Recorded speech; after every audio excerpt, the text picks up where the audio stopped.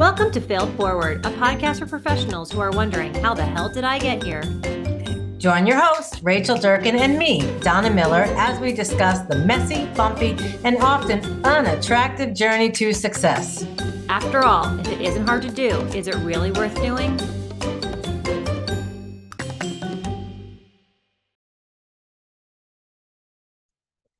Hello and welcome to Failed Forward, the podcast for those of us wondering, how the hell did I get here? My name is Rachel Durkan. I'm with Paradigm Marketing and Design. We are a web branding, marketing, and sales enablement agency that specializes in working with clients with a complex sale. So if you have a sales team and need them to close more deals, we can build a marketing to sales infrastructure that will make them more productive, bring in higher quality leads, and increase their close cycle, or their close process, or their close numbers, whatever. We'll help you with that. Donna, what do you do? Well, hello, everyone, and welcome to another episode of Failed Forward. How the hell did I get here? I am Donna Miller, president and founder of C3 Works and Donna Miller Business Growth Consulting, where we are now in our fourth decade of helping companies and professionals to accelerate their growth. We do that by providing advisory and business support services around operations, biz dev, and finance. And basically, we allow growing teams to focus on that which truly drives the business forward. And our clients bring us in because they know that we're going to build efficient, integrated systems that they can grow on and they can execute on, or we can help them to execute on. So basically, we're trying to help them get out of the everyday detail and build a business that runs and grows without them. Kind of a cool thing. And we are joined today by a gentleman who I'm pretty sure knows a little bit about what I just said. So David, tell our audience who you are and what you do. Great. Well, hi, everyone, and thanks for having me on this podcast. My name is David Barnett. I am a serial technology entrepreneur. I've got multiple buy and sell side equity events, both public and private. Started my first tech company in the early 90s when people were first putting computers on people's desks, and sort of grew that up to doing IT work, doing programming, hosting. We purchased a company in the mid 2000s called promotions.com. That at the time was owned by a company called NBC Universal, and we became one of the largest online marketing game of chance agencies in the country. Sweepstakes, instant win games, things like that for companies like McDonald's, Kraft, Hasbro, AT&T, and the like. We sold that and the tech business that was called Courses to a public company. I stayed on as the president of that company. That was 2008 to 2010, so that was incredibly challenging. Oh yeah. Yeah, that seems like a good time. Tough years. Sure. By 2010, my business partner and I had purchased the company back and regrew that, sold off the marketing tech to one of our competitors, and retooled the company again called Courses as a platform to do technology due diligence that our clients were private equity firms across the country and the world, helping them with their tech due diligence as part of their purchase process of their investment process. We sold that to a private equity firm in 2020. And I thought I was going to retire a bit, but got really bored and realized all my friends were still working. So I put together a new company called Climb Partners. Climb Partners is a management advisory firm that helps founder-led businesses achieve their goals. So actually, whether it's their own equity events, whether it's leaving their company to a next generation, to building new product lines. Me and my partners are trying to harness all of the experience that we've had all along the way to now help founders achieve their goals. Baked in the middle there, I was the mayor of Springfield, New Jersey for a while. And I sit on an actually nonprofit board as well. So a lot of Kind of lame. Yeah, not much going on there. Yeah, not much going on. So David, before this podcast started, you were talking to us, we were kind of chatting about, I mean, you've had this tremendous, amazing success and journey, and you've managed tons of employees, and I'm sure you've dealt with a bazillion problems that anybody who's run a business can think of. But I think what I found interesting was it's those problems that we don't expect, that we're like, do I really have to deal with this? That that kind of get you the most? Like tell us your story about that. Yeah, so we always talk about how to build a team and the HR and culture and everything. It's so important to your growth. And I think we struggled a lot, especially at the get-go, because we were just running and running and running and trying to grow the business at all costs. That bit of that type of discipline sort of got away from us, I think. But you know you are right. As hard as we as entrepreneurs try, right? There's these unexpected things that happen out of the blue, and man, how do you account for those things, right? So, like for instance, years ago, we had an office in the city, and the restrooms were outside of our suite, actually down the hall, which is very, very common, right? A lot of our programmers like to work late at night, and we had a guy working late at night who actually left the office suite, forgot his card, and forgot his actually card to get back in, his key card, his key, and came back, realized he can't get back in. So now, what does he think to do? He calls a locksmith, has a locksmith come like 11 Ah, o'clock at night, right? Break into the office so he can get his stuff and go home. Changes the lock on the door and then goes home. Now, he worked late, so he would often not show up very early.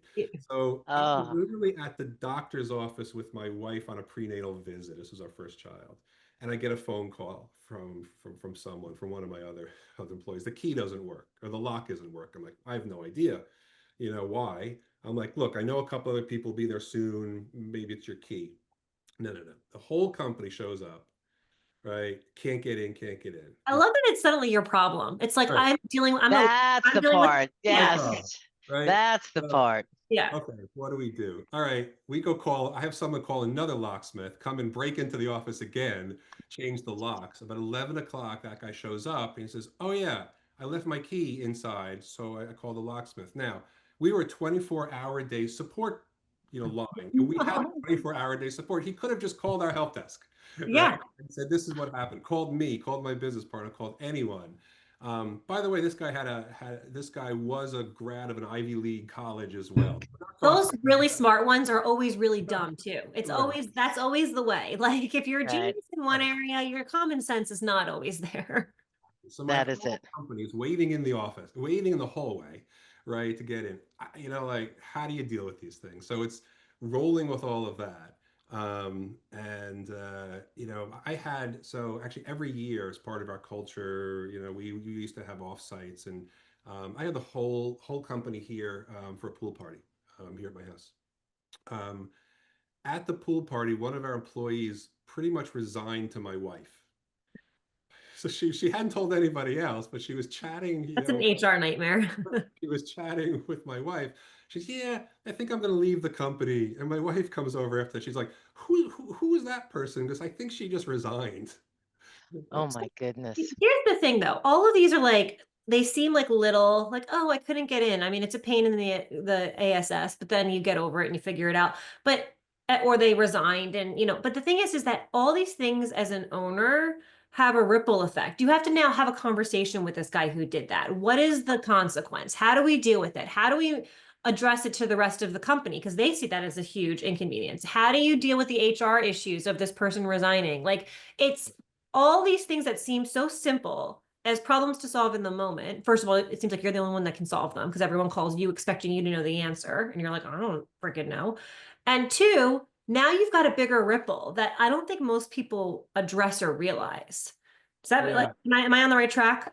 Oh, yes, you are. And it was funny because when I then got into the office after the doctor's visit and all, I had a talk with this guy, and I said, look, like, where'd the logic break down here? Like, you went to Princeton, and like, you're a really smart guy. And his answer to me was, they didn't teach this at Princeton.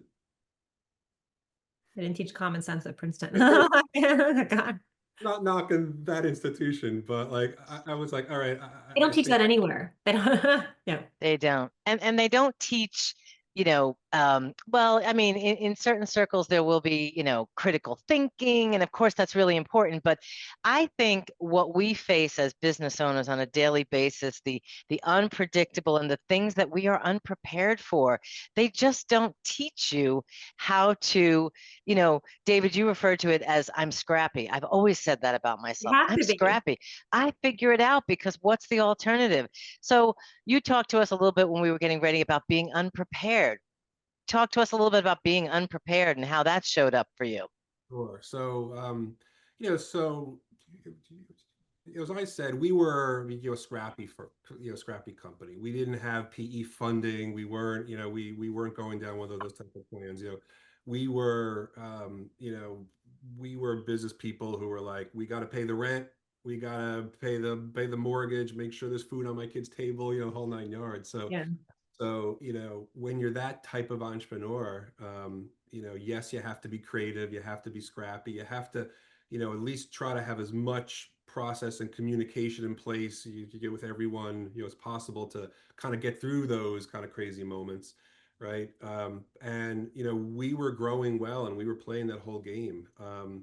And we were lucky enough in 2008 or so, that public company had said to us, "Hey, we're interested in buying you. We actually like we like the business that you're doing."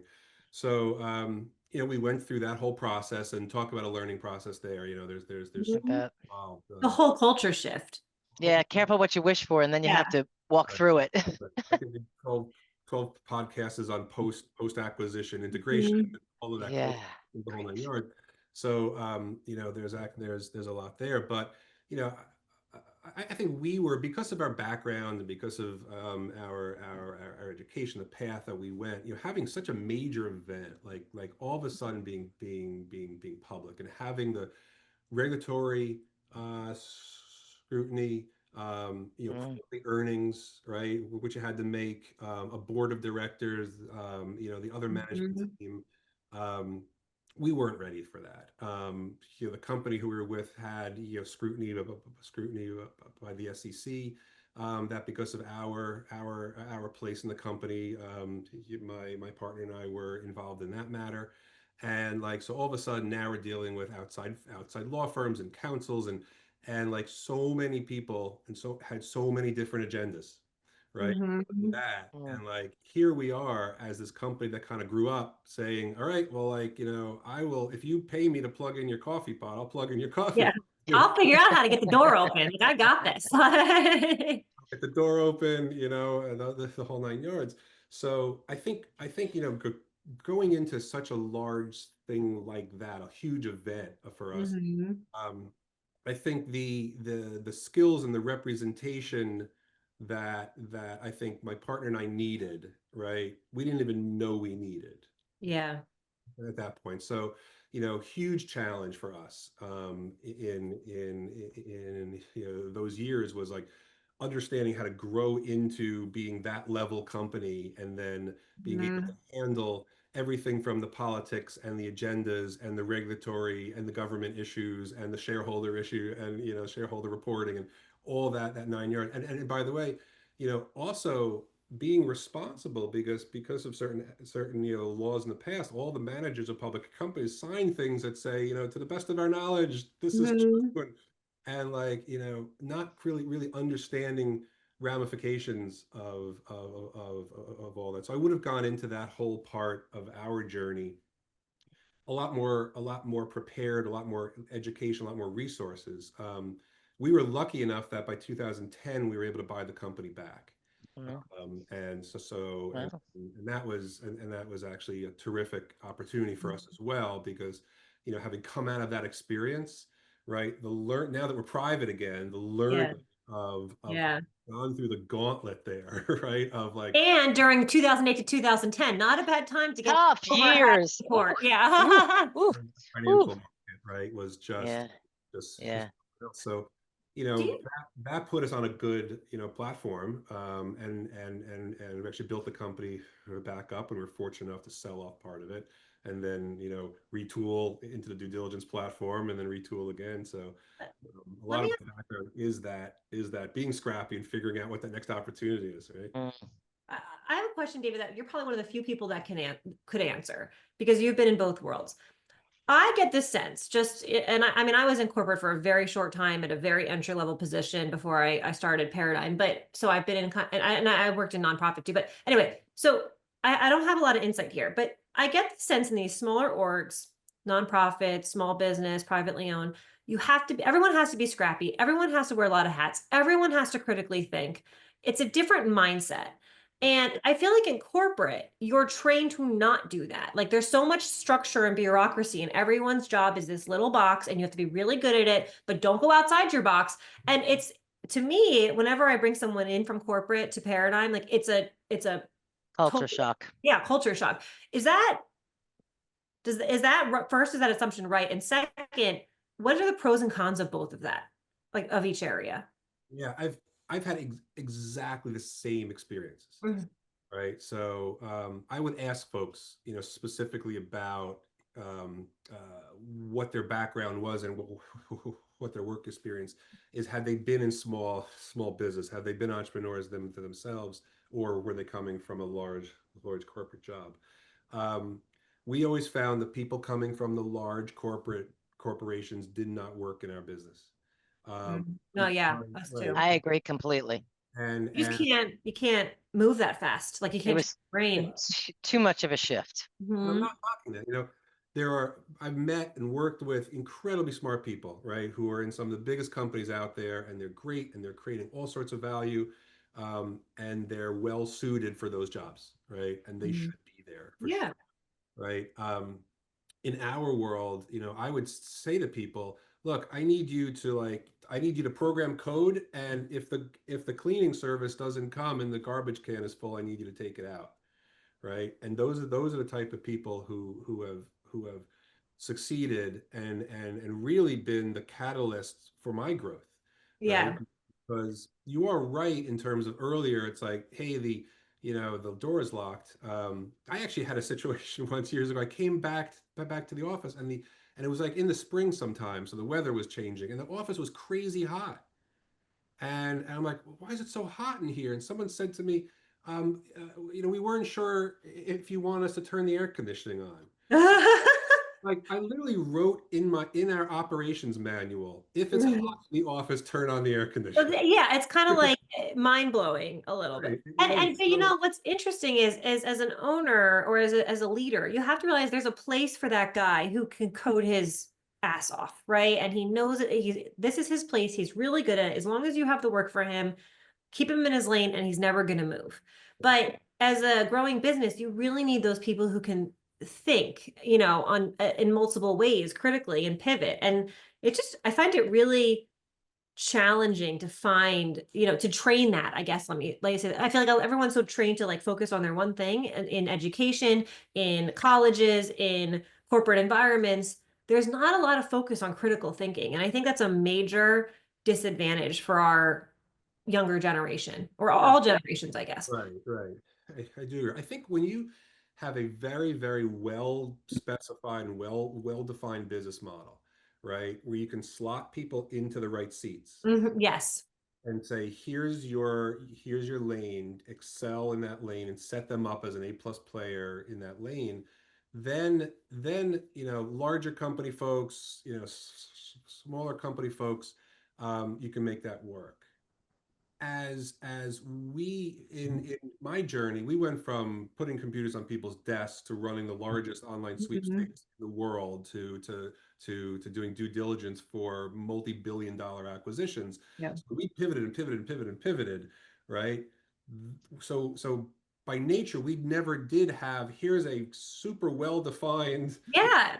model that we are going to take to here to sell. We've been very opportunistic, and so many entrepreneurs like us are opportunistic, which means you kind of need those type of people who can wear lots of hats and who don't, who are okay and comfortable if they got to take out the garbage. It's not them or above them, and understand that, yeah, it might take a little bit more, and And to get that out of people, we've always aligned our compensation plans also. So we have created profit sharing and variable comp For plans. those right people, 100%. Yeah. So it's like, hey, if I have to work late, or hey, we're changing and this is a lot of uncertainty, but you know what? If I help, I'm going to make a little bit more. I'm tied Mhm. to the success. Like we've always made sure to tie the success of all of our people into The that kind of company. chaotic environment.